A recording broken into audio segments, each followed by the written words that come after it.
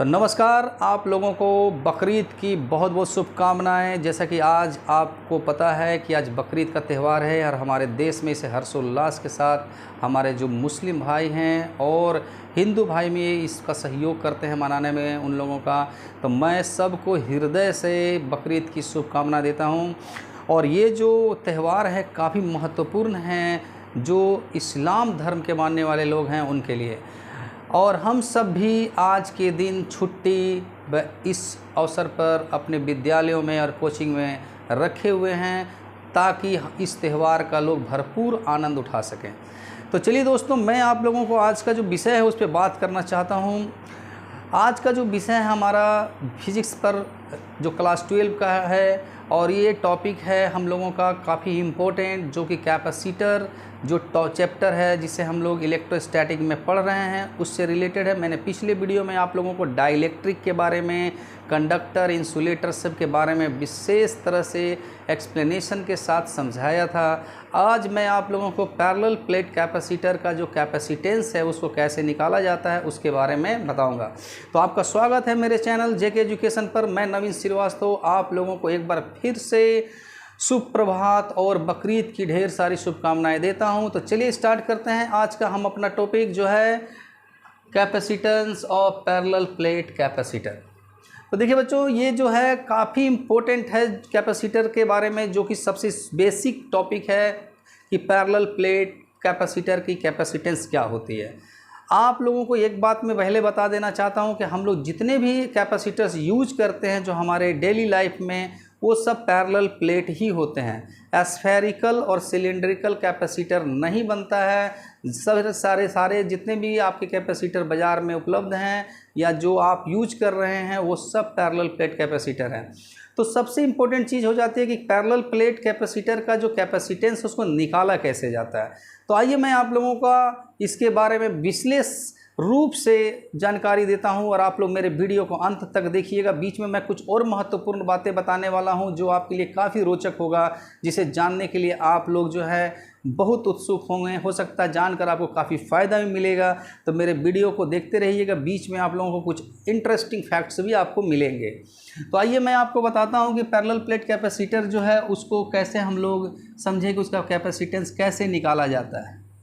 तो देखिए दोस्तों, सबसे पहले मैं आपको बता दूँ कि आपके पास कोई भी अगर प्लेट है तो प्लेट है तो उसका एक सरफेस एरिया होना चाहिए।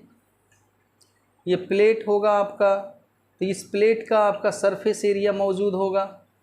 अगर आप इस प्लेट का सरफेस एरिया का नाम ए रख लें और ये दोनों प्लेट जो हैं अपोजिट चार्जेस से चार्ज किए गए हैं। इस पर सपोज कीजिए कि प्लस का चार्ज है और इस प्लेट का नाम हम लोग ए रखेंगे और सरफेस एरिया जो है उसको भी हम लोग ए कहें। तो फिलहाल हम प्लेट का नाम रख लेते हैं पी और क्यू और इसके एरिया का नाम ए रख लेते हैं प्लेट का, ताकि हमें जब फार्मूला यूज करना हो तो हम लोगों को दिक्कत ना हो समझने में। तो मान लीजिए दो प्लेट हैं पी और क्यू और दोनों प्लेट अपोजिट चार्ज से जो है चार्ज है। दैट मीन्स कि एक पर प्लस चार्ज है तो एक पर माइनस का चार्ज यानी नेगेटिव चार्ज होगा। अब जैसा कि आप लोगों को मैं बतलाना चाहूँगा कि इस प्लेट पर चार्ज जो होंगे वो संपूर्णतः यूनिफॉर्मली फैले होंगे, यानी कि पूरे प्लेट में जो चार्ज है यूनिफॉर्मली फैले हुए हैं। तो इसका ये मतलब हुआ कि इस सरफेस पर इस चार्ज की डेंसिटी होगी, यानी कि एक यूनिट सरफेस पर कितना चार्ज होगा वो हमें पता चल जाएगा और हम उसको सिग्मा के नाम से पुकारते हैं। तो इस प्लेट पर जो हमारा सरफेस चार्ज डेंसिटी है जिसे हम सिग्मा कहते हैं, इसे हम लोग सरफेस चार्ज डेंसिटी के नाम से पुकार रहे हैं सिग्मा को। ये एक्चुअल में होता क्या है, तो इस पर टोटल जितना भी चार्ज है तो उसके एरिया से अगर हम लोग उस चार्ज को डिवाइड कर दे तो उसे हम कहते हैं सरफेस चार्ज डेंसिटी। ये मैंने पिछले वीडियोस में भी आपको पहले पीछे क्लासेस में बता चुका हूँ, आज मैं फिर से आपको रिपीट कर दे रहा हूँ। तो जो सरफेस चार्ज डेंसिटी इस प्लेट पर है, यानी कि जो इस पर एक यूनिट एरिया में कितने चार्ज होंगे, उसका फार्मूला जो है मैंने यहाँ पर बता दिया, Q/A। तो जैसा कि आप लोग देख चुके हैं कि यहाँ पर सरफेस चार्ज डेंसिटी जो है वो Q/A के नाम से हमने यहाँ फार्मूला लिखा हुआ है कि चार्ज पर यूनिट एरिया। तो इस प्लेट पे जितने भी चार्जेज होंगे उसको अगर एरिया से डिवाइड कर दे तो सरफेस चार्ज डेंसिटी निकल जाती है। अब मैं बात करूँगा अब कि आप लोगों को कि इस प्लेट से इस प्लेट के बीच में जो है इलेक्ट्रिक फील्ड सेटअप होगा, और ये इलेक्ट्रिक फील्ड का डायरेक्शन जैसा कि हमने बताया है या आपको पता भी होगा कि पॉजिटिव से नेगेटिव की तरफ इलेक्ट्रिक फील्ड का जो है हमारा डायरेक्शन होता है। इलेक्ट्रिक फील्ड का जो डायरेक्शन होता है नेगेटिव प्लेट से पॉजिटिव प्लेट की तरफ होता है। और ये बात भी आप लोगों को नोट कर लेना है कि E जो होता है उसका वैल्यू होता है σ/ε0। दो पैरेलल प्लेट के बीच में जो इलेक्ट्रिक फील्ड होती है उसका वैल्यू होता है σ/ε0। इसको आप लोगों को याद ही होगा। आप लोग जब ये टॉपिक पढ़ रहे थे इसके पहले मैंने बताया था पिछले वीडियो में कि कैसे पैरेलल प्लेट के बीच में जो हमारा इंटेंसिटी का जो फार्मूला बनेगा या वैल्यू होगी वो कैसे निकाला जाता है σ/ε0। तो आप लोगों ने देखा कि E बराबर σ/ε0 ये जो है आपका इंटेंसिटी का जो है दोनों प्लेट के बीच का वैल्यू हो गया। अब मैं आपको बताना चाहूँगा यहाँ पर कि V मतलब होता है पोटेंशियल। तो आपको ये भी मालूम होना चाहिए कि जब दो प्लेट के बीच में इलेक्ट्रिक फील्ड सेटअप हो रहा है तो दोनों प्लेट के बीच में एक वोल्टेज यानी कि पोटेंशियल डिफरेंस भी क्रिएट होगा, और वो पोटेंशियल डिफरेंस जो है वो इन दोनों प्लेट के बीच की दूरी और इलेक्ट्रिक फील्ड का प्रोडक्ट होता है।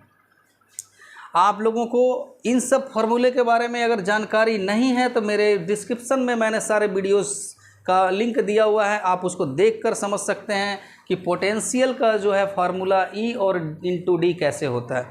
तो आप लोग मेरे उस वीडियो को जा कर के देख सकते हैं। फिलहाल मैं इस वीडियो को बड़ा नहीं कर रहा हूं, इसलिए मैंने जो फार्मूला है उसको डायरेक्ट इस्तेमाल कर रहा हूं, और आपको भी कोशिश करना चाहिए कि इसे ज़्यादा बड़ा ना करें।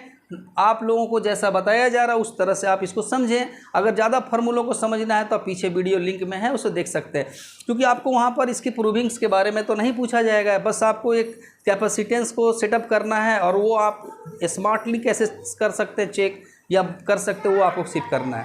तो देखिए बच्चों, V का मान जो है E इंटू D यानी कि जो हमारा पोटेंशियल सेटअप होगा दोनों प्लेट के बीच में उसका फार्मूला हो जाता है V equal to E into D। और जैसा कि आप लोग देख रहे हैं कि E का वैल्यू यहाँ पर σ/ε0 हमारे पास पहले से है, और साथ में यहाँ पर मैंने इंटू D लिख दिया जो यहाँ पर दिया हुआ था। इस तरह से पोटेंशियल का फार्मूला हमारे पास आ गया σD/ε0। आप कह सकते हो ये फ्रॉम 1 हमारा रिलेशन को क्रिएट कर रहा। अब बात करेंगे हम लोग क्या कैपेसिटेंस की। तो जैसा कि आप लोगों को मैंने कैपेसिटेंस के बारे में जो वीडियो बनाया था उसमें बताया भी है कि कैपेसिटेंस जो होता है किसी भी कैपेसिटर का वो क्या होता है, तो उसका वैल्यू होता है charge per unit volt. Capacitance का फार्मूला क्या होता है? Charge per unit volt. तो देखिए कैपेसिटेंस का फार्मूला होता है चार्ज पर यूनिट वोल्ट।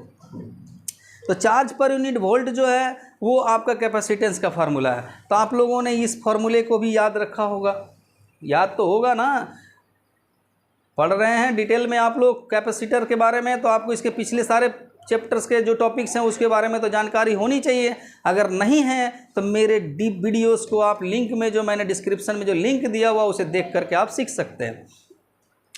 अब देखिए C का वैल्यू है Q/V। आपको कुछ नहीं करना है, C के वैल्यू निकालना ही है हमें। तो Q का मान हम लोग जो है यहाँ से ड्रैग कर सकते हैं। Q का वैल्यू सिग्मा इंटू एरिया। तो हम लोग यहाँ से क्या कर सकते हैं ड्रैग, सिग्मा का Q का वैल्यू सिग्मा इंटू एरिया। अब उसको हम लोग यहाँ Q के प्लेस में डाल दे, सिग्मा इंटू एरिया। नीचे में V है और V का वैल्यू हम लोगों ने अभी अभी निकाला है σD/ε0। अब क्या करना है कि इस ε0 को ऊपर लेके जाना है। तो आप यहाँ लिख सकते हो सिग्मा A/σD इंटू ε0। देखिए ऊपर चला गया, यहाँ से आप सिग्मा सिग्मा को कैंसिल कर दीजिए। तो आपका कैपेसिटेंस का फार्मूला बना A σ0/D। यही फार्मूला होता है हमारा पैरेलल प्लेट कैपेसिटर का। तो देखिए बच्चों कितना सिंपल तरीके से मैंने आप लोगों को ये प्रूव करके बताया। आप लोगों को बस छोटे छोटे कुछ फार्मूले हैं जिनको याद रखना है, बस उसी फार्मूले के बेसिस पर आप इसे बहुत ज़्यादा बड़ा नहीं कर सकते हैं, छोटा में ही प्रूव करके दिखा सकते हैं। नेक्स्ट वीडियो में मैं बताने वाला हूं कि जब इस पैरेलल प्लेट कैपेसिटर के बीच में डाइलेक्ट्रिक को अगर हम प्लेस कर दें, बीच में ला दें, तो कैपेसिटेंस क्या बनेगा। तो आप लोगों को मेरे वीडियो को देखते रहना होगा, मेरे चैनल को सब्सक्राइब कीजिए और लाइक कीजिए। मैं आपको नेक्स्ट वीडियो दूंगा और इतना सटीक तरीके से और इतना सिंपल तरीके से प्रूविंग्स बताऊंगा कि आप लोगों को किसी और वीडियो देखने की ज़रूरत नहीं पड़ेगी। तो अब बच्चों, इस पे मार्क्स भी पूरा आप उठा सकते हैं, किसी भी तरह की कोई भी आपके मार्क्स में कटौती नहीं की जाएगी, क्योंकि साइंस का टॉपिक कहता है कि आप रीजन को लिखिए, ना कि ज़्यादा एक्सप्लेनेशन को दीजिए। अगर आप रीजन सही जगह पर और सही तरीके से पुट करते हो तो आपका जो है आंसर्स बहुत अच्छा माना जाएगा। अब कहा जाता है कॉपीराइट रिजर्व, जैसा कि आपको पता होगा कि अपनी भाषा में ही अपने उत्तर को गुप्त रखें, और ये भी लिखा जाता है कि right answer in your on words, यानी कि अपने शब्दों में उत्तर दे। तो आपका दिमाग जैसे काम करे, जिस तरह से काम करे, शॉर्ट तरीके से काम करता है और अच्छा से आंसर देता है, तो उसको ज़्यादा वैल्यूएबल समझा जाता है। तो बच्चों, मैं आप लोगों को कहूँगा कि आप शॉर्ट तरीके से हर चीज़ों को प्रूव करने का अगर टेक्निक अपना लेते हो तो आपका आंसर भी अच्छा आएगा और समय की भी बचत होगी और आप एक इंटेलिजेंट स्टूडेंट के रूप में गिने जाओगे। तो जैसा मैं आपको बता रहा हूँ, इस तरह से शॉर्टकट में इसे आप लोगों को ध्यानपूर्वक देखना चाहिए, किसी भी तरह की कमी इसमें नहीं है। और अगर इसमें कोई कमी नज़र आती हो तो आप कमेंट करके ज़रूर बताएं। मैं सिर्फ विशेष बातों पर ही अपने वीडियोज़ को रखता हूँ ताकि आप लोगों को ज़्यादा इधर उधर सोचने की आवश्यकता ना हो। तो फिर से मैं आप लोगों को एक बार बकरीद की शुभकामना देता हूं और अपने वीडियो को यहीं रोकता हूं। आप नए मेरे वीडियो को देखने के लिए मेरे लिंक और मेरे चैनल को सब्सक्राइब कीजिए और डिस्क्रिप्शन में जो लिंक है उसे आप ज़रूर देखें, आपको पीछे की सारी जानकारी मिल जाएगी। Thank you. आप लोग मेरे चैनल को देखते हैं, इसके लिए मैं आप लोग का दिल से आभारी हूँ। धन्यवाद बच्चों।